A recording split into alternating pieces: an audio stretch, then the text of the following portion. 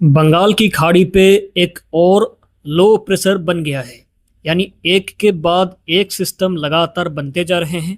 आज इसी सिस्टम पर बात करेंगे और ईसीएम एआई मॉडल का 15 दिनों का फोरकास्ट को भी देखेंगे। 15 दिनों पे कितने सिस्टम्स बनेंगे, उनका ट्रैक कहाँ होगा, कहाँ पर इसके असर से बारिश होगी। इसलिए अभी चैनल को सब्सक्राइब करें, वीडियो को लाइक और एक शेयर भी जरूर करें। करंट मैप को देखें तो करंट मैप के हिसाब से एक लो प्रेशर बंगाल की खाड़ी पे देखा जा रहा है, उड़ीसा वेस्ट बंगाल के पास पे। ये सिस्टम ज़्यादा स्ट्रॉन्ग तो नहीं है, लेकिन फिर भी ज़्यादा बारिश इससे कई इलाकों पे होगी। सिस्टम आज ही क्रॉस करेगा। मॉनसून ट्रफ भी इसी सिस्टम से होते हुए उत्तर प्रदेश पंजाब तक फैला है। सैटेलाइट पे देखें तो सिस्टम से पूर्वी भारत, उत्तर पूर्वी भारत के साथ मध्य भारत और उत्तर पश्चिम भारत के राज्यों तक कई इलाकों पे बादल सक्रिय है। हालांकि दक्षिणी और पश्चिमी भारत के राज्यों पे मानसून काफ़ी कमज़ोर है। तो ईसीएम एआई मॉडल के हिसाब से देखते हैं कि अभी वाला सिस्टम का ट्रैक क्या होगा, इससे कहाँ पर कैसी बारिश होगी, और इसके बाद एक और सिस्टम भी बनेगा जो भारत के अंदर तक जा सकता है। इस पर भी बात करेंगे। तो लेटेस्ट ईसीएम एआई मॉडल का फोरकास्ट को देखें तो सिस्टम आज ही उड़ीसा वेस्ट बंगाल के पास पे क्रॉस करते ही कल तक ये north west Orissa, south Jharkhand और उत्तरी छत्तीसगढ़ से होते हुए आगे जाएगा। यानी पिछले सिस्टम के जैसे ही इसका ट्रैक रहेगा। और 25 अगस्त तक ये सिस्टम उत्तर पूर्वी मध्य प्रदेश और दक्षिणी उत्तर प्रदेश से होते हुए आगे जा सकता है। और 26 से 27 अगस्त के दौरान तक ये सेंट्रल उत्तर प्रदेश तक जाके कमज़ोर भी हो सकता है। और इससे उड़ीसा और नॉर्थ छत्तीसगढ़ पे अति भारी बारिश हो सकती है आज से 25 अगस्त के दौरान तक। और 25 अगस्त से 27 अगस्त के दौरान पूर्वी और उत्तर पूर्वी और उत्तरी मध्य प्रदेश के हिस्सों पे और दक्षिणी उत्तर प्रदेश के हिस्सों पे अति भारी बारिश इससे हो सकती है। हालांकि इससे विदर्भ, पश्चिमी मध्य प्रदेश, पूर्वी राजस्थान के कुछ भागों के साथ साथ दक्षिणी बिहार और दक्षिणी झारखंड और वेस्ट बंगाल के हिस्सों पे भी कुछ स्थानों पर भारी बारिश हो सकती है ये टाइम के दौरान। बट यह सिस्टम का बाकी राज्यों पे कोई असर होने की संभावना नहीं है। हालांकि इसी सिस्टम के बाद तुरंत ही एक और नया सिस्टम इसी सिस्टम के बाद बन सकता है 29 से 30 अगस्त के दौरान तक।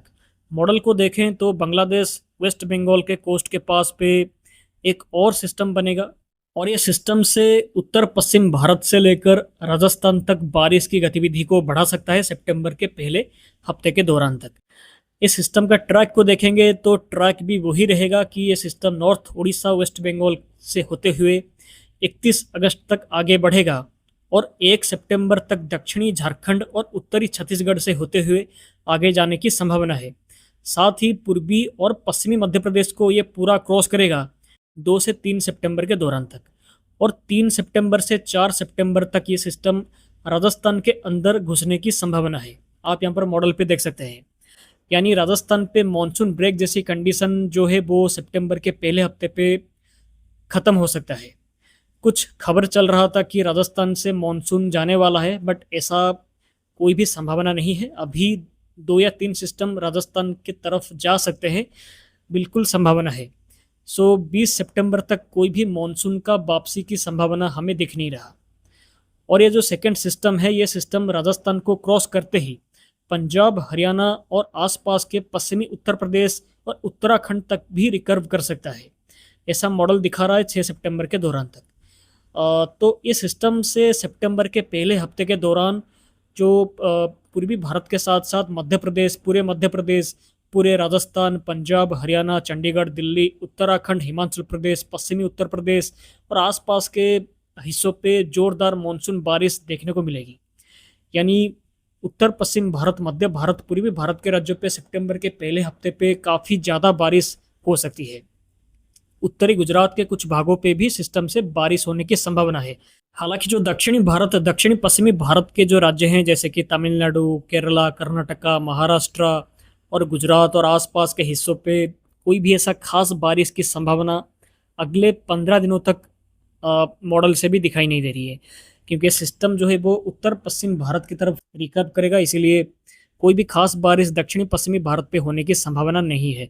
हालांकि ये सिस्टम के बाद भी और 2 या 3 सिस्टम बन सकते हैं 7 सितंबर से 21 सितंबर के दौरान। पश्चिमी प्रशांत महासागर से तूफान या डिप्रेशंस के अपसेस यानी रिमिनेंट्स से ये सिस्टम्स बंगाल की खाड़ी पे आके डेवलप हो सकते हैं। हालांकि इनका इंटेंसिटी ट्रैक पर अभी बोल नहीं सकते, लेकिन मॉडल से ऐसा सिग्नल है। ये ग्राफिक को आप देखकर वीडियो को रोककर ये पूरा इन्फॉर्मेशन को पढ़ सकते हैं।